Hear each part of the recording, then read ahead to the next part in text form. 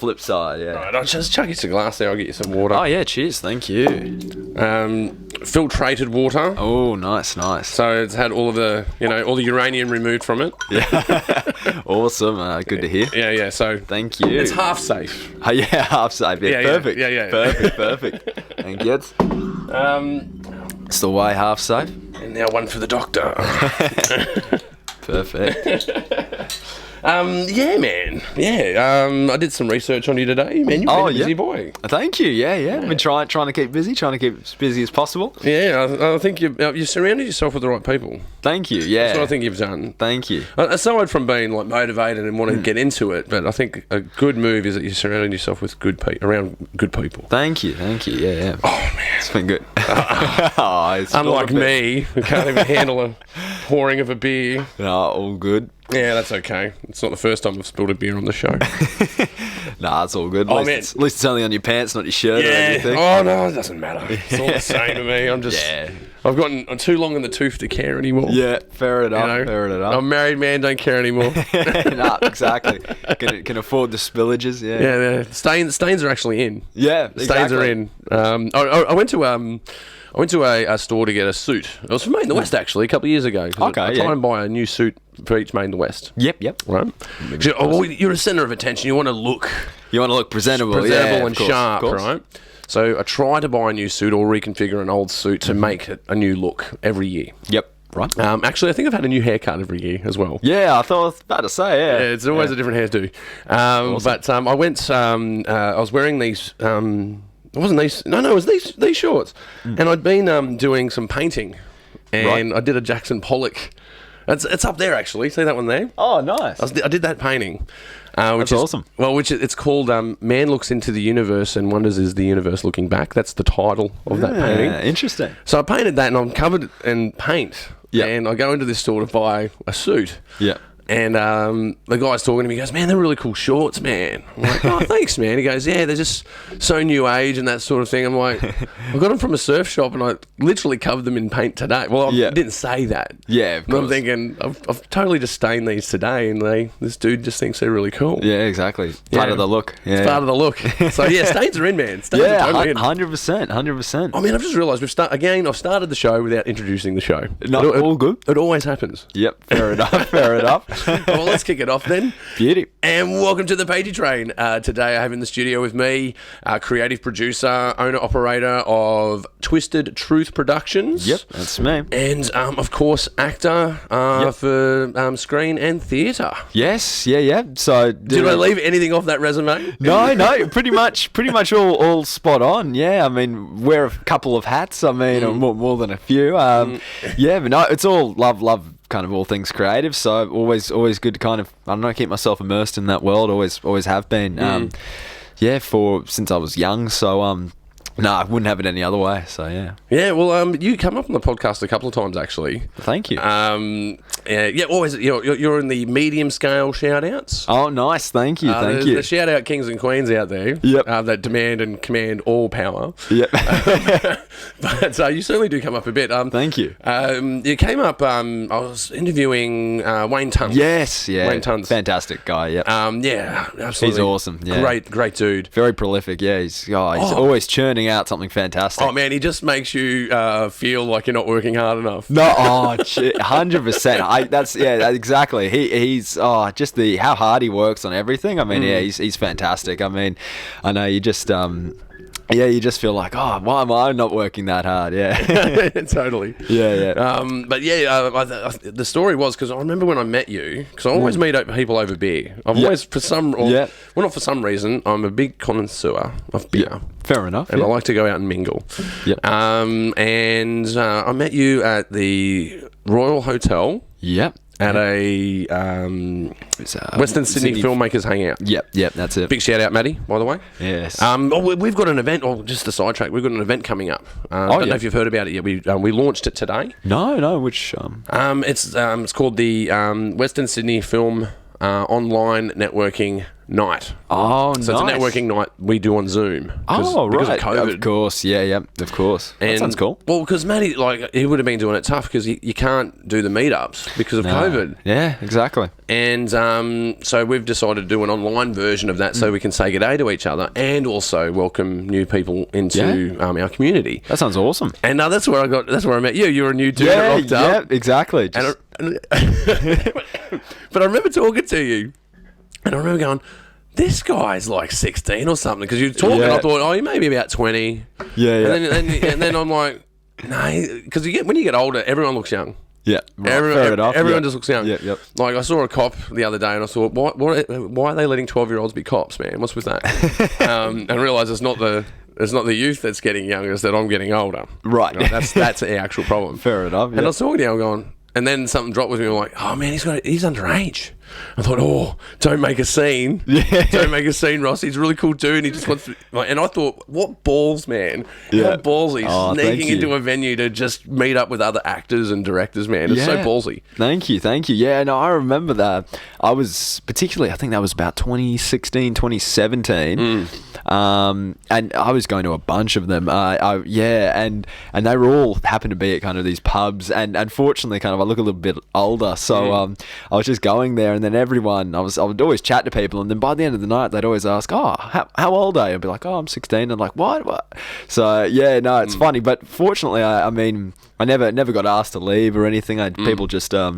I always assumed I was older, but now I always just wanted to, meet some new people in the kind of the same creative space. So yeah, man, I think you did really well. It just shows how keen that you are to get in the industry. Yeah, thank you. But you were starting off as I think at that point you started. You were doing I was speaking away in tongues. You're doing the life according to Otto. Is that what it's called? Yeah, I think it maybe that was a starting title, and then they did finish it for the theatre play still with according to Otto. I met Wayne, oh gosh, I'm just trying to think, about, probably would have been 2016, Short and Sweet I was doing, or maybe even 2017 Short and Sweet, right at the start of the year, probably end 2016 then was when I auditioned. I met him when he was the festival director for that, and just coordinating all of that, and then I got into a few plays, and then throughout, then I got to direct a play for Short and Sweet Theatre, and then just kind of got to keep knowing him a little bit more, and it was fantastic. And then because he allowed me to direct a play for Short and Sweet, and then I think he came to me at the end of the year that he'd thought of this play that he was thinking of me to act in, and he wrote with me in mind, which was very, very kind. It happens though. Yeah, I meet actors and I write for them. I go, exactly. And they spark something in you. Yeah, well, it's a strange thing. Yeah, strange phenomenon. I know, 100%. No, I was exactly. I suppose maybe he. I came up with an idea which was according to Otto, which was fantastic, and thought of me for it, and then we did the theatre, and then we did perform that, and then another year kind of went past, and he started to draft up a feature film, and then we've shot the feature film, and now it's just been edited, I think. So which is great. So it hasn't been released yet. No, not yet. They're still in post. They're still in post, I think. But I think they're coming along quite nicely. I mean, from what I saw. Oh, I can't remember, maybe 6 months ago or something. I saw something that was looking fantastic. So, yeah. Oh, you got a few sneak peeks. You had a few little sneak peeks, yeah. It's hard to get those sometimes. It is. I know. I was very, very fortunate to. But yeah, no, it's looking fantastic. I mean, we had a great team aboard and so much fun. So, yeah. Yeah, I think. Oh man, what a cool break though. To get a role like that, straight out of the gate. Oh, it was crazy. I couldn't believe it. I mean, I did. Or if you were even out of the gate yet. I was still like 16. So I mean, I got this feature. Yeah, this full length play, and I was essentially the play had these huge monologues for me, which was fantastic. And I just remember, just learning these just pages upon pages of monologue. And then that was kind of the same thing. I mean, it got pared back a lot for the feature film, of course, to make it less theatrical, and they kind of appropriated a bit more for screen. Yeah, they're going to kind of compress the story. Yeah, exactly, and kind of, I suppose, cut the kind of filler sometimes there is for theatre. So no, it was just fantastic. I know. Well, I was really, really lucky in that sense. Yeah, a bit of a nice break, definitely. Oh, sometimes it's luck, but you've got to be prepared when luck shows up. Yeah, and I think you definitely were prepared. Thank you.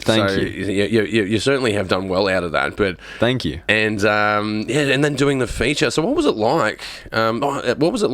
Moving from the theatrical production to the film production? They're different beasts, right? Yeah, of course, completely. I mean, it still had a lot of theatricality, the film version. I mean, that's what kind of, I suppose, gave the film its charm.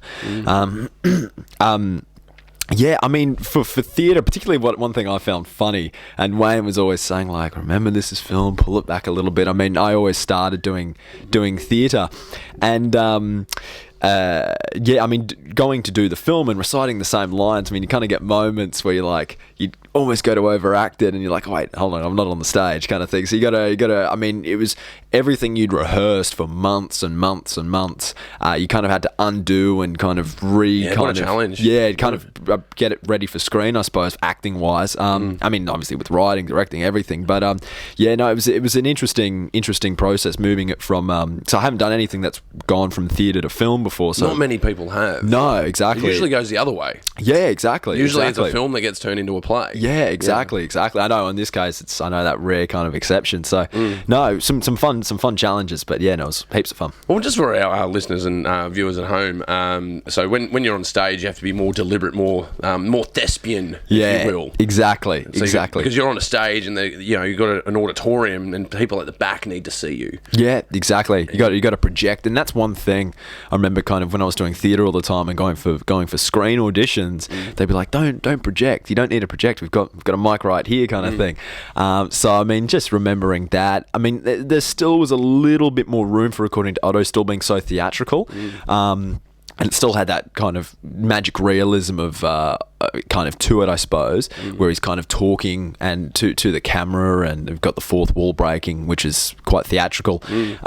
But still, I mean, comparatively to how I did it on stage, I mean, you really got to project, and particularly when we were doing it at the Depot Theatre, you've got all these planes that would come over, and just feel like almost touch down on your head, kind of thing. It felt, it's good to kind of, I suppose, I don't know, recreate it for film. Yeah. Well, what a journey! What a cool journey. Definitely, thank you. But as well, but you're started into creative productions, like you do Twisted Truth Productions. Yes, yep, that's me.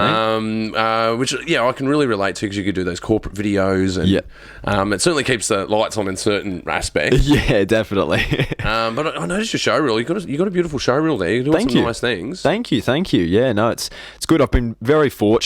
I mean, since According to Otto, I've kind of really, got a lot of work kind of behind the camera, and just got to experience some fantastic different projects. I mean, from music videos to corporate.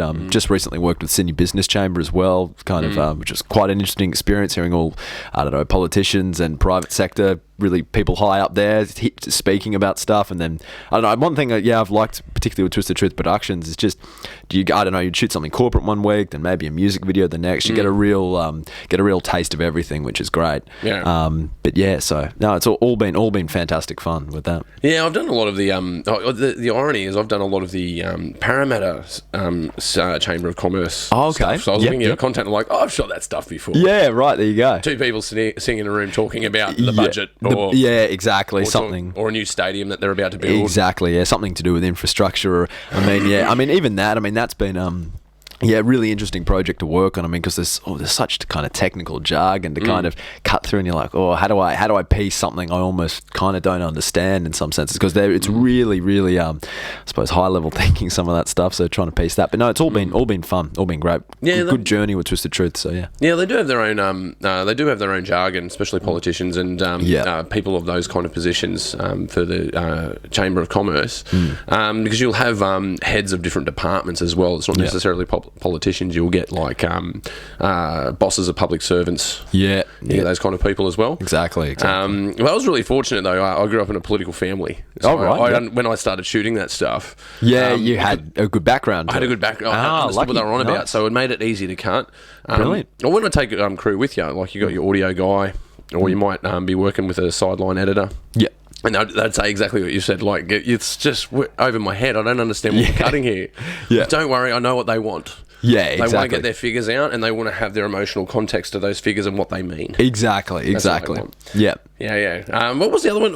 I was looking through. There was the you've done the Chamber of Commerce recently. You've been doing some advertising ones as well. Yes, yeah. I've moving to do a bit of pretty much a lot of my work's been with businesses. I mean, I was doing a bit more music video stuff last year and event stuff, but that's unfortunately all fizzled out with COVID, unfortunately, but such is life. But no, it's all been primarily business stuff at the moment. So I mean, yeah, just advertising for business, doing quite a bit of regular work with Calusi Engineering and just some businesses in the area, local businesses. So yeah, no, it's all been good fun. So what camera do you use for that work? It's very basic. I mean, I've invested a lot more into my lenses than I have the camera. It's an Probably 80. wise. Yeah, it's. I mean, I think it's better. I mean, the camera's got its limitations. It's a Canon 80D, so it's basic, but gets the job done. I mean, it was 1080p, shoots in slow mo, 50 FPS. I mean, that's all I really need. I mean, it'd be definitely nice to have a better kit, but I invested more into the lenses because its low light capabilities aren't amazing, but having the better f-stops, I mean, just to balance that low light and stuff. So, but yeah, definitely if I look, hopefully an upgrade maybe sometime around the corner. Oh man, we always want to upgrade. Of course. When I was starting doing that kind of work, all I had was a tripod and a camera. Yep, right, and a there you go. backpack. Yep. One-stop shop, did it all. Yeah, beauty. But I had a Nikon. Yeah, I had a Nikon that did, I think it was only 25 frames per second at that point. Very, very horrible in low light. Yeah. I know, like most are those early cameras, I suppose. Yeah. Well, then once you move, because I've moved into mirrorless now. So. Yeah, I know. It's all the lumixes and everything. Lovely. Yeah. Man, a lot more fun to work with. Yeah, and you get definitely. A lot more bang for your buck. They pay for themselves really quickly. That's great. Yeah, that's great. I know the how do they go with low light? The lumixes. Yeah, they go all right. They go good. Yeah. Nice. They don't do too bad. And they're not as good of a performer as a Sony in low light. Yeah. But they do perform. Right. But with that said, everything I do is lit anyway. Fair enough. Most of the stuff I do with them is interviews or events.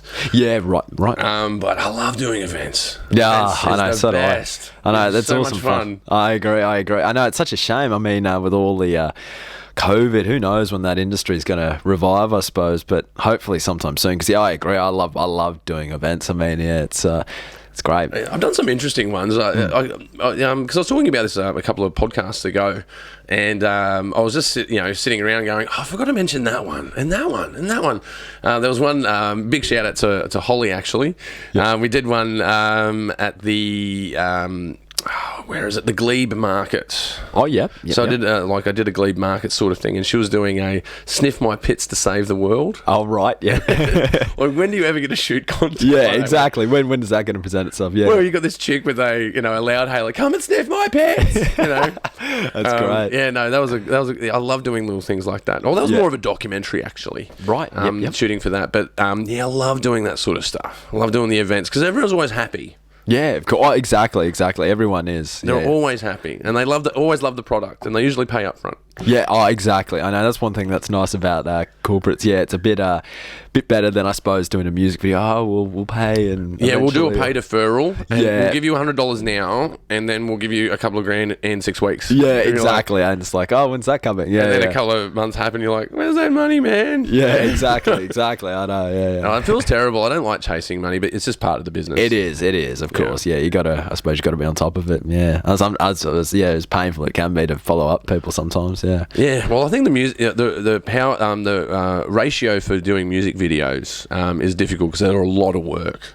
Yeah, like, they're a lot of work. Big time. Yeah, it might be a bit of a bigger price tag, but if you figure out if I shot that many events with that much work, I'd actually have more money. Yeah, exactly. You know what I mean? Exactly. Yeah. So I know I tend to be of someone who would like. I'd rather shoot 3 events than 1 music video. Oh, same here. Any day of the week. Yeah.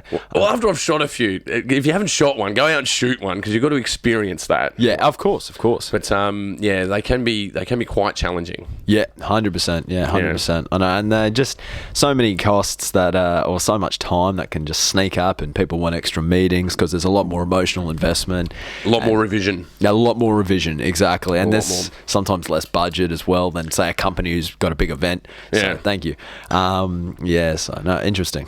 But yeah, the corporate are great. Have you ever done like a government job? Have you done a government one yet? Not really. I mean, the kind of closest I've got, I think, to that. I'm just trying to think. No, I don't think so. It's just more city business chamber, but that's still private based. It's not government. Yeah, they're more because they're like sponsored by like KPMG. Exactly, they've all got their own Deloitte. They've got these big backers like multi corps behind them. Exactly. And they always pay on time, and they always know what they want, and they understand that time is money. Exactly. They understand. They have a very good understanding of that. Definitely, yeah. But government, they don't have a very good understanding of that. No, yeah. Well, I'll just warn you out. Like when you go to do a government quote, just be aware. Right. Yeah. They're going to want 3 times the amount of work for half the price. Yeah, I can imagine. They do. They do. But don't get me wrong. It doesn't mean they won't pay you well. Yeah. But they are revision-heavy organisations as well. Yeah, I can imagine. Because you've got to translate what the product is. Yep. And if you're not a media person or someone that's in business, like business people in corporate, they understand that time is money. They don't. Yep.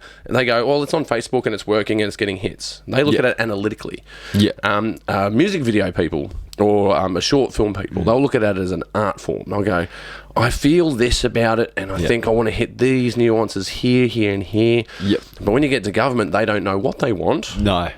They just know they need to do something. Yeah, exactly. And they've got a limited something. Yeah. And they've got a limited budget to do it on. Yeah, exactly. So I find it they're the bit most challenging. Not to scare people away from that. You should definitely do those kind of clients, but just I just make people aware.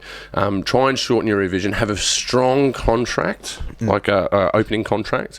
Because otherwise I'll just hitting you with revisions and you'll never finish the job. No, exactly. That's one thing I've always kind of put in place, I suppose, is trying to limit those revisions or trying to kind of clear any murkiness around that area, because particularly I had a while back I had someone who they just wanted a million different revisions, and then just kept getting more and more revisions, and then it just lessons you kind of learn from, but it's just to try and avoid for next time. But I think that's the best lesson, is the revision lesson when you're doing freelance work.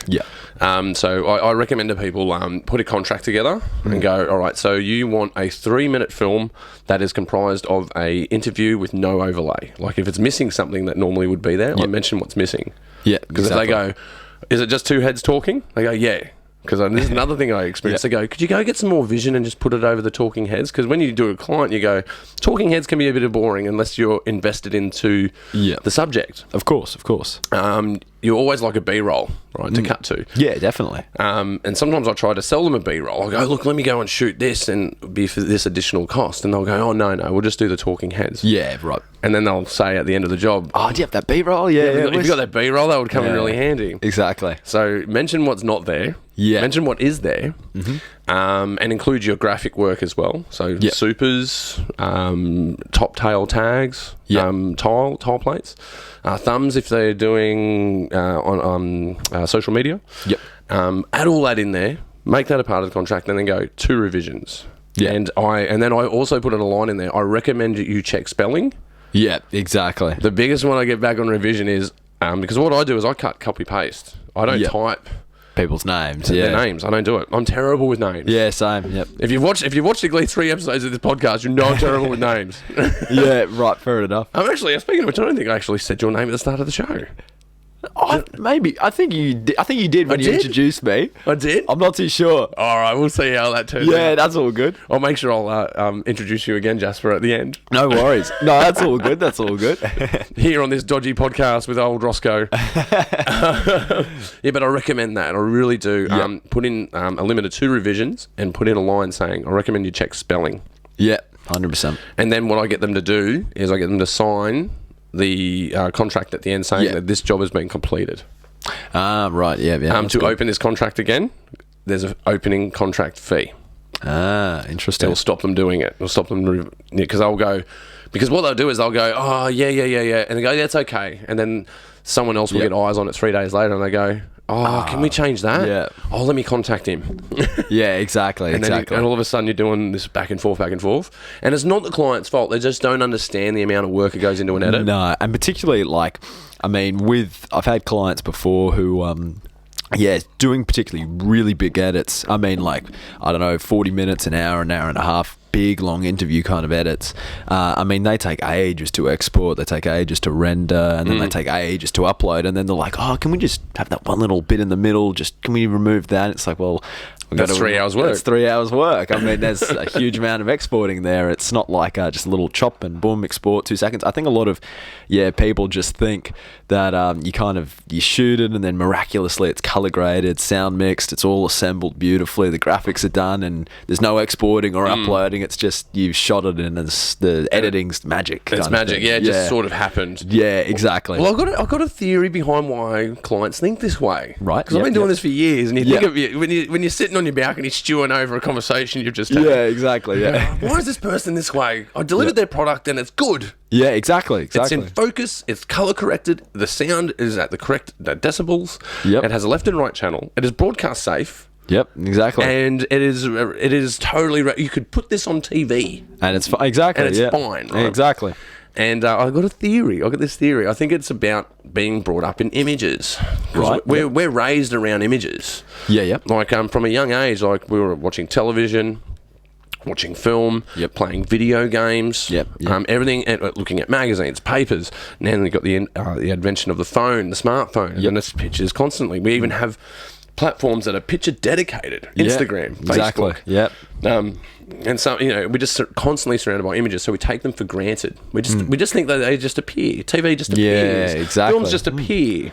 Yeah, that's interesting. We're surrounded by it. They're everywhere. It can't be that hard. Yeah, exactly. And I think that's where it comes from. Yeah, it's being immersed in it. I think you could be right, actually. Yeah, a lot of people just see it and think, that's easy to do, or that's just it's assembled like that. It's like, I suppose it's kind of like, I don't know, building a house. People think, you just put the bricks or maybe together. I don't know. They don't think about, I suppose, all the additional little hidden things there, or all the inner workings. All the inner workings, exactly. Yeah, they just see the end product. Yeah, exactly. Well, I think have you ever been to an art gallery, right, and you look up at a painting, and you go, I could have painted that. Yeah, yeah. I think it's kind of like that as well. Yeah, I can see that too. I can definitely. Well, I took it on board to actually try and paint some of these paintings that you say that you can paint, right? Because you look at a Jackson Pollock and you go, I could do that. Yeah, exactly. And then you realise it's actually quite hard. It is tough, yeah. I know, exactly, I know. Well, it's like even some of that minimalist stuff. I mean, when you look at like a blue line or... Well, I got one up there. See that one there? The white one? Oh, yeah. That's my minimalist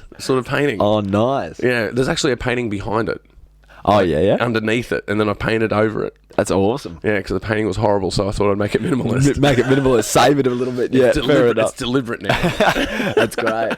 Yeah, nice. Well, it's actually a cool cathartic thing that Misty and I do. We do one a year. Yep, generally.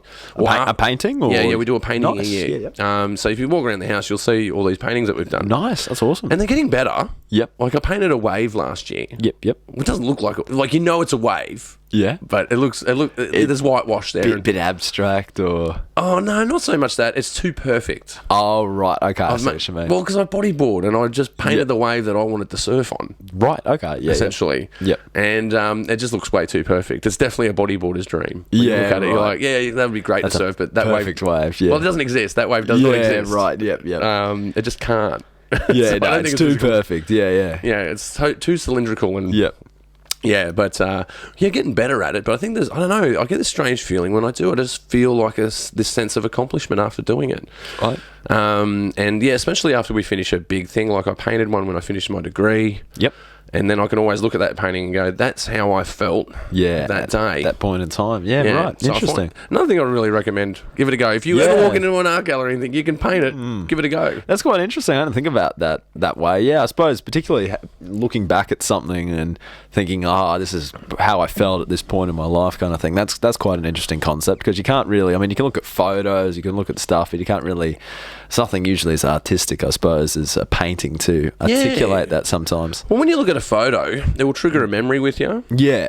and it will trigger like a physical like picture memory or an audio memory. Yep. But when I look at the paintings, it's an emotional memory. That is triggered. Exactly. So I totally recommend it for people. It's a strange feeling. I recommend it. Nice, 100%. It's definitely worth having. Even if they suck. Like my paintings suck. They are terrible. Oh, fair enough. But I like them. Looks cool. I mean, I like the Jackson Pollock. The Jackson Pollock man looks into the universe and wonders if the universe is looking back. That looks cool. Yeah. Yeah. Well, I think that was the one I finished my degree on. Was it that? Oh, right. Okay. Nah, it's not that one. That was another one. Yep. That was older. That one's older. But yeah, I really enjoy doing that. That's awesome. Yeah. No, it looks great. I mean, I can actually kind of see that looks like a bit of a galaxy or something like that. There's a few galaxies in there. Yeah, actually. exactly. There you go. Yeah, there you go. Nice. Well, I tried some cubism, right? Yep. Right. And then I did an Andy Warhol cubism mixed one. Right. Yep. Right. And that was really hard. And it looks okay. Yep. Well, you'll see it if you go to the bathroom. You'll see it. Yep. When you exit the bathroom, you'll see it on the wall. Okay. Yep. And it's It's like, not as easy. I don't know. My niece could paint something better. I'm sure. Right. She probably does. Yep. If you're really out there listening, Holly, I'm sure you do. Fair enough. Yeah. But so have you got any major projects coming up? Oh, nothing in the kind of narrative space. I mean, it's really COVID's just kind of killed so many industries. I mean, for me, it's really all this corporate. Oh, hold on a sec. Down that way. How's that? There we go. Beauty. Great. Awesome. So the question I asked you before my camera crashed was, what major works have you got in the pipeline at the moment? Nothing too much at the moment. Just, I mean, in terms of the kind of narrative space, I mean, it's really just more the corporate stuff I'm focused on. So a lot of consistent work at the moment so far with Sydney Business Chamber, which is good. And then, with Calusi Engineering as well. It's just primarily been building Twisted Truth Productions. I also started working as a school portrait photographer, so going around to schools and... Man, we park our cars in the same garage, man. I did that for a long time. Oh, did you do that too? Yeah, right, there you go. Yeah. How did you find it? Fucking horrible. Yeah, it's fair enough. Oh, look, it was good. The social interactions were fine. Yeah. It was the work that... I'm talking about the work itself. Yeah, fair enough. I can see maybe some people are getting quite repetitive, and especially if you've done it for a number of years. I mean, I've only done it for about 3-4 months. Yeah. But I'm enjoying it so far. I mean, there may be a time where, I don't know, maybe a year or so down the track, and I'm like, oh, okay. Another one of these. Smile. Yeah. Oh, the worst one I've done is the kids' ballet. Oh, yeah. Film a kids' ballet event. Terrible. Just boring, or? Yeah, I know, but screaming kids and annoying parents and right. But the other cool ones I've done are like model shoots. Model shoots are cool. Yeah, they're awesome fun. They're awesome fun. 100%. I recommend doing that. But very competitive market stream though. A lot of people are doing it. Yeah, a lot of people like to kind of just capture those cool modelling visuals, I suppose. Yeah. Oh well, it's got a prestige to it. Yeah, exactly. And people want to be a part of that. Definitely. Yeah, 100%. But apart from that, nothing at the moment. Just according to Otto, kind of just waiting for that to be kind of complete, and I suppose that's. Well, I suppose the editors have got time at the moment, don't they? Yeah, with COVID and stuff, I suppose. But who knows? I mean, maybe they've got busy with other COVID, impacts or stuff like that. Well, I don't know. Well, we've changed. Like, it was really devastating for us. It went to from 1 week to 1 week, we went from having decent revenue to having no revenue. Yeah, in 1 week. Yeah, like, it's just terrible. It's just unprecedented for something like that to happen. Yep. Where your entire calendar is just wiped out. Yeah. All your clients are gone. Yeah. But now we're getting new and different clients. Brilliant. That's awesome. And they've seeked us out, which is great, because we haven't been really... Because I've been in a triage emergency mode with Made in the West, because we want to try and get that out to the people, but make sure that... Well, one, we want a COVID-safe event. Of course, and that takes a lot of work. And and the second part of that is obviously we want to remain within the legislation, make sure that we're not doing anything that we shouldn't be. Of course, yeah. And those two things carry together. Yeah. You know, we don't want to cause a problem, and at the same time, we want to make sure that we stay within the law. And we figure, well, if we stay within the law, then we can't be causing a problem because, of course, they're going on medical advice. So we will take that medical advice. So that's been a lot of work. But at the same time, though, so many benefits have come out of COVID. Yeah, 100%. I know. So many. No, 100%. I mean, that's actually kind of been the same for me. Most of the work I've gotten is lately has all been because people have had a little bit of time to try and invest in social media. Some companies trying to get kind of generate more interest in their business that way. Even Sydney Business Chamber, they were doing all their stuff in person before, and now because obviously that's they can't do that with COVID anymore. They've turned to publishing them online, and that's where my videographies come into play. And even this school portrait photography job, they just lost so many people when they kind of had to shut down briefly there for COVID, so I was able to jump aboard with them. So many opportunities, but I mean, just the whole table's been flipped, I suppose, in so many senses. Yeah, totally. But yeah, there's so many silver linings, man. Like we have not put out this much content ever. Right, there you go. We've got so much content going out, man. We can't keep up. That's awesome. We can't keep up with it. That's brilliant. Yeah, it's a great problem to have. Yeah, definitely. Like we're publishing something, you know, more than one thing a week. That's awesome. And normally you aim to publish once a month. Yep. And we're publishing every week. That's great. You know? And that's on top of on the Pagey train, you know? Yeah, brilliant. There you go. Because Pagey train we publish every week, every Wednesday. Don't forget to subscribe. Nice. Got to do the plug. Yeah. Got to get the plug in there. 100%. Yeah. There's these other silver linings that are in there. Like, for instance, Made in the West Film Festival, right? Yep. We used to just do it in one cinema. Yeah, yep. We're now doing it in 2 cinemas. Oh, brilliant. There you go. Because we looked at the rules for the cinema and the legislation. We go, well, then we talk to event cinemas. Yep. And then they go, well, what if we give you, because our numbers are down, that means we can entice people to be there, but we can only put so many people in one cinema. Yeah, right. And we're going, oh no, but we can only deliver that many people to your cinema. That's just the law. Yeah, right. Yep. And we have to market that, and we have to figure out a marketing campaign. And to ensure safety, we need to make sure that people feel comfortable going. Of course. I said, well, do you want 2 cinemas? Like, brilliant. Yeah. Yes, please. Yes, we do. That's awesome. And they said, have you thought about doing out-of-season events? We're going, yeah. What do you mean? So we're looking at trying to get the drive-in for an out-of-season event. Brilliant. So wow. Next winter, we'll be showing Made in the West at a drive-in. Oh, that's awesome. That's really, really cool. But those things wouldn't have been triggered without COVID. Without COVID, yeah. Crazy. Because we've always thought of doing the drive-in, but then you go, oh, look, I'm just running the machine, and it's just another thing we're bolting onto everything else that we bolt onto. Yeah, yep. This year has given us so much free time to finish those unfinished jobs. Yeah, exactly. Spruce up the old website. 100%. Make some content. Brilliant. And publish. And then look at our venue and our market structure and then totally reinvent it. That's awesome. We've totally digitally reinvented ourselves. That's great. Made in the West will have a digital aspect to it now. Brilliant. My ultimate goal is to stream it live one day. That's great. Yeah, stream it awesome. live. Get a streaming team in there and stream it live. Brilliant. That'd be great. How cool would that be? Yeah, that'd be awesome. Because then you have a local event that you globalise. Yeah, exactly. I know. And anyone can watch it anywhere, kind of thing. Well, here's the thing, Jasper, man. Like, the content that we get at Made in the West is world class. Yeah, it's great. And it's fantastic. And it's easy to say so. Like, exactly. Yeah. Even the films that we have to turn away, which is a hard thing to do. Of course, yeah. It's really hard to turn a film away because you go like, we've only got so much time, right?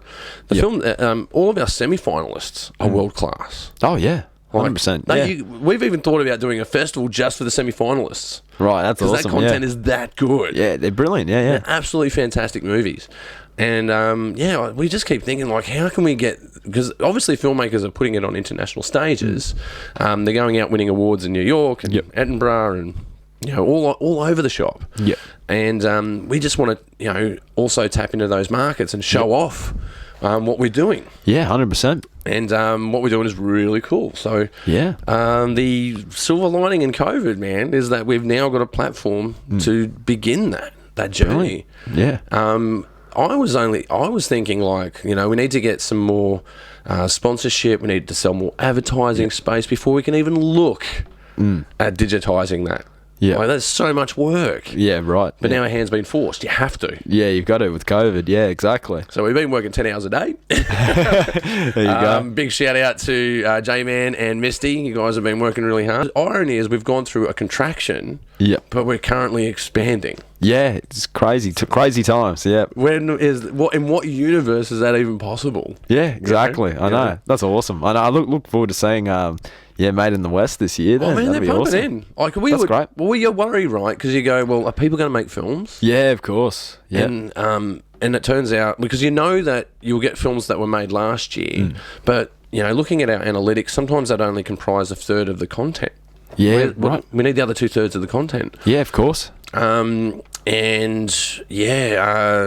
cool, and the thing that we noticed with our analytics is we noticed that films are being made specifically for Made in the West. Right. Beautiful. People target Made in the West. Made in the West. That's awesome. They go, we've got to make this movie to win Made in the West, and then we're going to go and take it elsewhere. Yeah, that's exactly. their objective, right? We go, yeah, man, that's great. Yeah, exactly. That means that there's some hungry filmmakers out there. Yeah. That are on board with what we're doing. They see what we're up to. Yeah, brilliant. And I just can't believe all these opportunities that are coming. I can't wait for the vaccine to come out. I can't wait for whatever the solution is, whether we accept it, move on, or it disappears, or we cure it. Yeah. Whatever the solution is, yeah. Whatever that is, I can't wait for that crossroads, because that crossroads is exciting. Definitely. And the cool thing about it is we've gone through this depression. I don't know about you, man. I've been a little bit depressed here and there. I agree. No, same here. I mean, it's just really at the start there where you're like, God, everything's up in the air, and especially losing the events. It's like, I mean, I just joined with two. I joined with Social Playground and another event production company, and and those guys have been around for ages, and then suddenly COVID's happened. I've just joined with them for 2 months, and then boom, they're gone. And I don't think they're gonna. It doesn't look like they're still shut because they're events. That's all they did was events, and in non-existent times at the moment for events. So yeah, well, all the coffers would be empty by now. Yeah, everything's gone, right? So yep, and that means all your startup capital is gone. Yeah, exactly. So I don't know. Well, look, for us little creative producers out there, exactly. We're resilient to this. Yeah, 100%. We're still working, man. Yeah, and we got to be I'm thankful for that. Really, 100%. Same here. Still working. It's not the income that I desire, but it's enough to keep the show running. Yeah, it's enough to keep the festival running. Yeah. There's enough out there. Exactly. We formed new partnerships. Brilliant. No, nice. What have you got? I don't know if I'll announce it. I'll do a small sneak announcement. So we've partnered with Riverside Theatres over some content that we're distributing next year. That's awesome. That's great. Any filmmakers that are listening will be in touch. We've got a deal for you. Brilliant. That sounds awesome. Well, they need to be selected. If their film gets selected, there's some cash in it for them. Oh, brilliant. Very nice. Really great. Which is really great to pay some artists. Yeah, 100%. That's the way. Yep. Yeah. I had to look into the sky. Is it an eclipse or something? Yeah, artists getting paid. What's this? Yeah. What is going on here? Yeah, exactly. They want to pay us for our hard work. Exactly. I know. Unheard of. Yeah. What the hell is going on? Yeah. The world. It must be one of the signs of the Four Horsemen. Yeah. Exactly. An actor gets paid. Oh shit. I know. What's that? That's unheard of. Yeah. It's all over. It's all over now. Yep. So I'm really looking forward to transitioning out of the crisis. I think we're in the middle of it. Yeah, I agree. I think so too. I mean, hopefully. Yeah, I mean, I suppose the end's kind of on the horizon for it, but who knows? I mean, it's crazy that it's been going on like this for a year. I mean, I remember reading about it. I luckily kind of snuck a holiday to Fiji at the start of the year, and I just remember reading about it over there, and I was just like, oh, what's this? Coronavirus, who cares? Yeah, it's another SARS thing. It's another SARS thing, who cares? Won't reach here. And then it's just destroyed us these last 9 months, or however many, 8 months. And 10 years, whatever it is. Yeah, 10 years. Yeah, 100 years from now. So, yeah, I mean, hopefully it's back on the horizon, and hopefully things like events kind of start soon, or socially distance, or whatever happens with them. I think we've got, as Australian artists, we've got some decent things coming up, because like, even if it gets cured, right? where all the venues are available, but there's no international acts coming.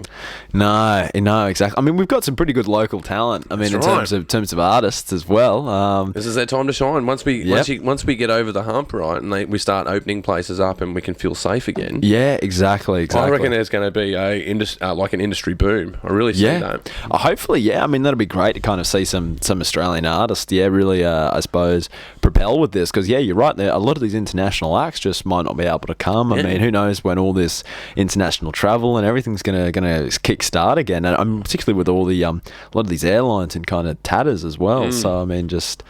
Yeah, crazy times. Well, I think it is crazy times. Like, to totally sidetrack for a second. Let me take you on a journey. Okay? Okay, so, like, the Pentagon recently come out and said that alien crafts are a thing. Oh, right. There you go. Yeah. No, and that's not an Onion article. Like, that's an actual Pentagon article. Yeah, that's from the New York bloody Times, man. Yeah, there you go. Yeah. They have come out and said that there are alien crafts and aliens have been here before. Right, there you go. They didn't say if they're here now. Yeah, they've been here before. They've been here before. And then you go, so we're not alone in the universe. We found alien craft. Yeah. Nothing more to be said. Yeah. What? That's crazy. You can't put a headline out that and not follow anything up. No, exactly. So I got, let's go crazy conspiracy theory. Yeah, yeah. Right? Okay, so aliens hack into the Wuhan lab, open a little door, let the virus out. Yep. And then it's the first time in history that you can see the Himalayas from India. Interesting. All the smog is gone. Right, there you go. Shanghai, no smog. No smog at all. No planes are flying. No, yeah. No jet streams being interfered with. The environment is thriving at the moment. Yeah. Exactly. I noticed something, because I work from home, right? And I noticed something peculiar. Birds are way more game than they used to be. Yeah. The birds are showing up, like they're everywhere. Yeah, you're right. There's so many birds, and particularly kind of going into spring now, everything's just kind of kick-started. It's kind of exploding a little bit, right? Exactly. There seems to be a lot of thriving going on in nature. And I just think, I wonder, if these alien crafts, air quotations, have been here before, and now all of a sudden we were sending the Earth onto a journey that was that it couldn't turn back from. Yeah. Humanity was going into a place where it couldn't turn back from.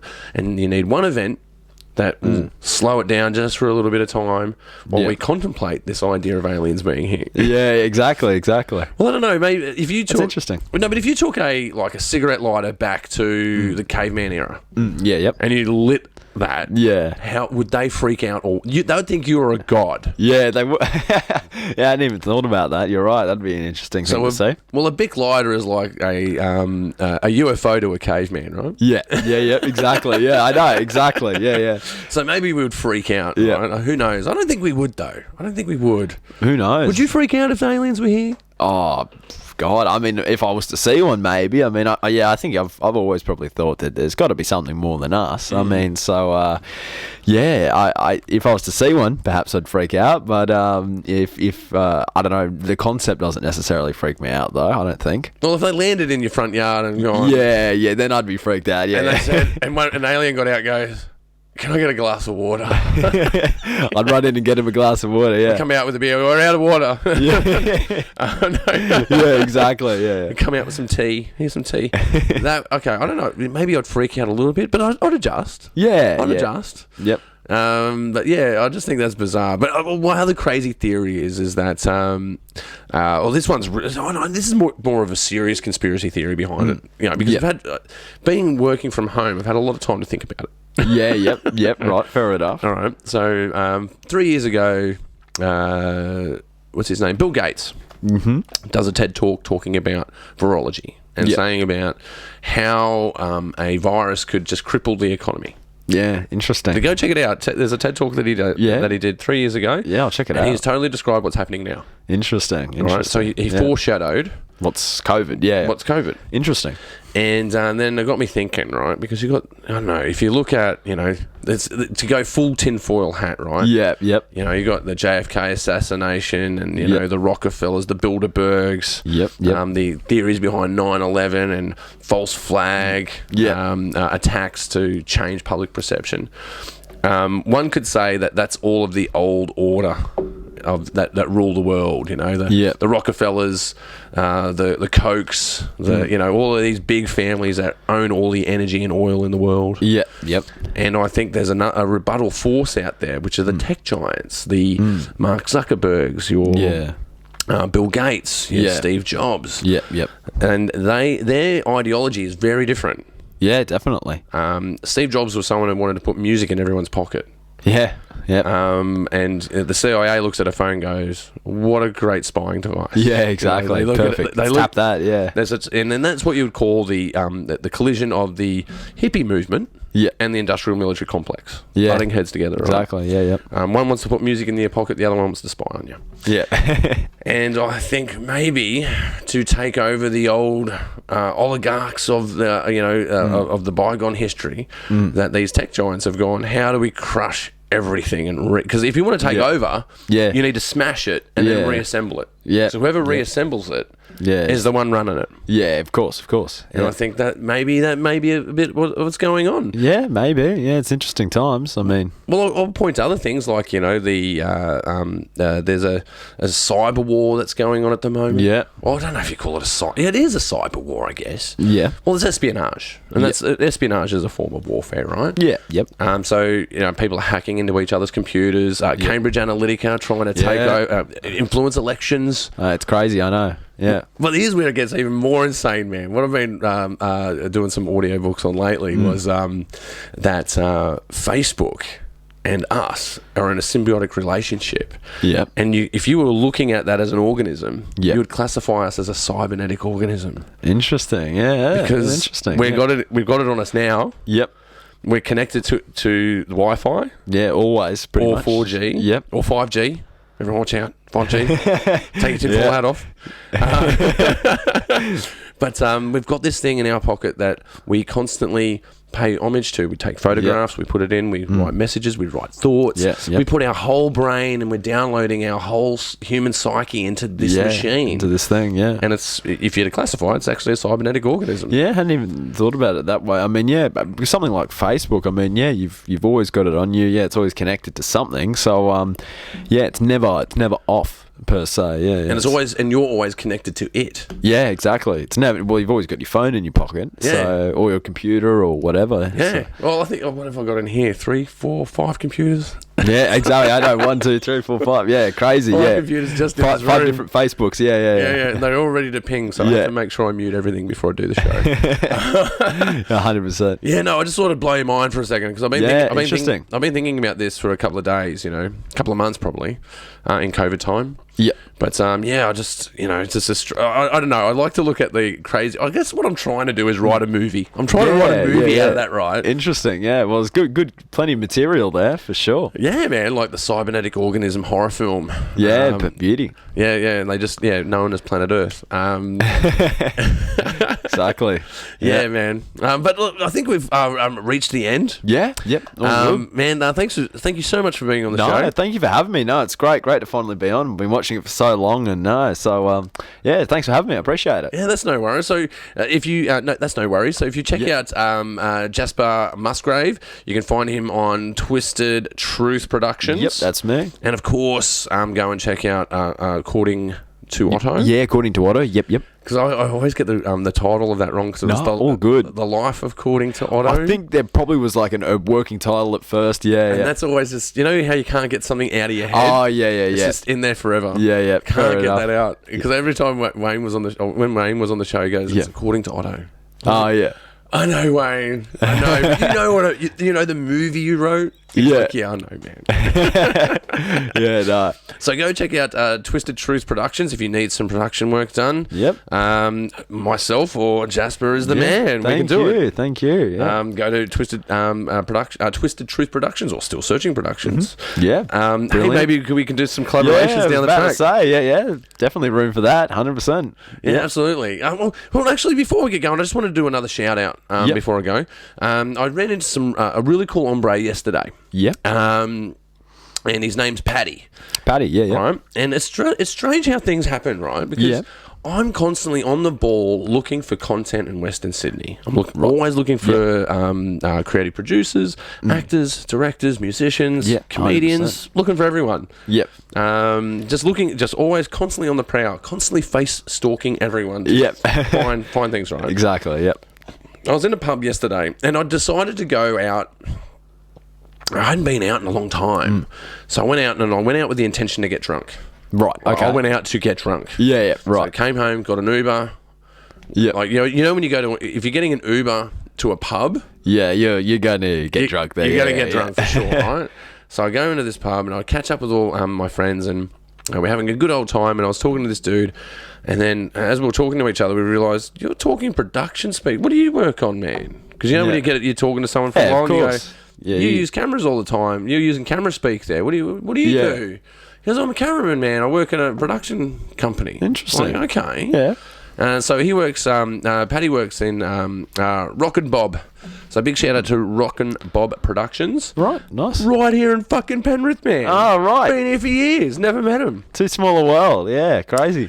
Well, we've had a few interactions. So I'm a shameless karaoke singer. Oh, right. Beauty. Yeah, nice. But I do strange songs. Like I'll do lots of Queens of the Stone Age. If they've got Tool, I'll do some Tool. Oh, yep. Nice. But the ones I do a lot is Killing in the Name of. Yeah. It doesn't love Rage Against the Machine. Yeah, a bit of Rage Against the Machine, right? Yep. And that gets a pub going. Oh, of course. Yeah, everyone knows that song. Everyone knows the lyrics to that song. Yeah. And it can be quite boisterous with it. Yeah, and it picks up at the end. Yeah. Yeah, it certainly does. It certainly does. Well, there was this promotions team there that night filming for the pub, and I was on the internet and I saw myself in a promo. I'm like, that's fucking me, man. That's me. It's me doing, that's me headbanging. You can't see my face, but you can see my hair. Nice. And I said, yeah. And he just pointed out, he goes, yeah, that's us. Oh, who was doing the filming? Yeah, we're doing the promo stuff. Interesting. And then we started talking about doing events, and we're like, doing that. And I'm like, man, I've got to get you on the show. We've got to... Yeah. And he goes, I go, have you checked out Made in the West? He goes, what's Made in the West, man? I'm like, oh, dude, do you make short films? Yeah. We make short films all the time. I'm like, oh, man.